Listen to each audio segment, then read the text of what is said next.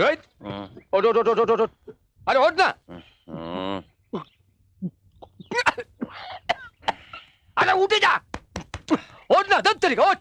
আরে আগে এক্সারসাইজটা করে নি, তারপর অনেক কাজ পড়ে আছে। চল ওঠ, এই নে এই নে, ধর তো এটা, ধর ধর ধর ধর, চল চলায় চলায়, অনেক দেরি হয়ে গেছে। এবার দান মারতে হবে, তারপরে একটু ইয়ে করতে হবে। ওরে বাবা কি অবস্থা পেট, অনেক কাপড় চোপড় কাচতে হবে। কাক কাক কাক।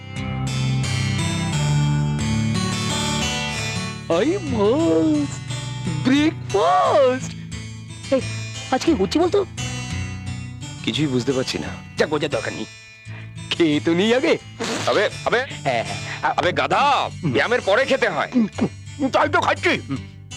গতকাল যে ব্যায়ামটা করেছিলাম তার খাবার আজকে খাচ্ছি।